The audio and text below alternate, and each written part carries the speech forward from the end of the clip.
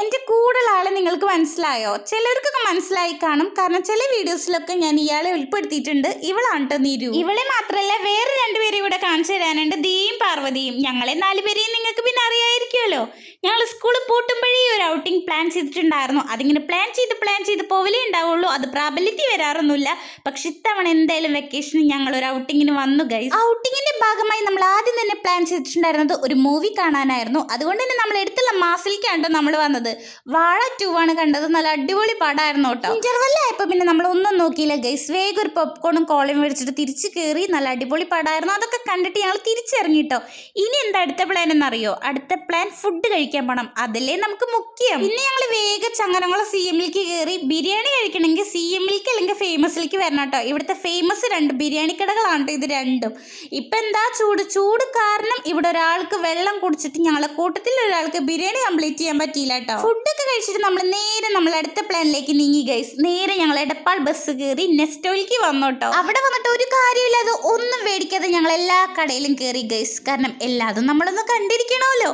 ആദ്യം ഞങ്ങൾ ഡ്രസ്സ് നോക്കാൻ കയറി. ഡ്രസ്സ് എല്ലാതും എനിക്ക് ഇഷ്ടപ്പെട്ടു. ഈ ഡ്രസ്സ് എനിക്ക് ഭയങ്കരമായിട്ട് ഇഷ്ടപ്പെട്ടു. എടുക്കണം എന്നൊക്കെ ഉണ്ടായിരുന്നു. വളരെയധികം ഇഷ്ടപ്പെട്ടത് കൊണ്ട് ഞാനത് അങ്ങോട്ട് എടുക്കാണ്ട് പോന്നു ഗൈസ്. കാരണം അതിനുള്ള ബഡ്ജറ്റ് ഒന്നും നമ്മൾ കരുതിയിട്ടുണ്ടായിരുന്നില്ല. പിന്നെന്താ, സ്റ്റുഡിയോയിലേക്ക് വന്നാലും ഇതുപോലെ മാളിലേക്കൊക്കെ വന്നാലും നമ്മൾ ഒട്ടും മിസ് ചെയ്യാത്ത കാര്യം, നമ്മൾ ഗേൾസ് ചെയ്യുന്ന കാര്യം, നെയിൽ പോളിഷ് ട്രൈ ചെയ്യുക. അതേപോലെ തന്നെ ലിപ്സ്റ്റിക് ഇട്ട് നോക്കുക.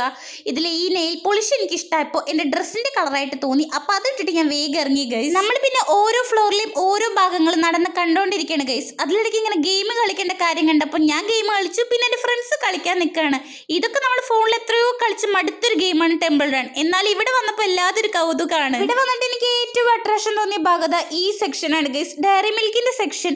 ഇവിടെ ഞാൻ ഇതങ്ങോട്ട് കണ്ടപ്പോൾ വീണു. ആ വീണടുത്ത് നീറ്റ് പോകുന്നു. പ്രത്യേകിച്ച് കുഴപ്പമൊന്നും ഉണ്ടായിരുന്നില്ല. അത് മേടിക്കാതെ തന്നെ അവിടെ നിന്ന് പോകുന്നു കേട്ടോ ഞാൻ. പിന്നെ നമ്മൾ അതൊക്കെ കഴിഞ്ഞിട്ട് ജസ്റ്റ് റീലും ഫോട്ടോസൊക്കെ എടുക്കാന്ന് കരുതിയിട്ട് അവിടെ കാണുന്നൊരു സാധനത്തുമ്പോൾ ഫോണൊക്കെ ചാരി വെച്ച് എല്ലാവരും വിളിച്ചപ്പോൾ ഒരാൾ ഡാൻസ് ഒക്കെ കളിച്ച് മുന്നിൽ കൂടെ പോകുന്നുണ്ട്.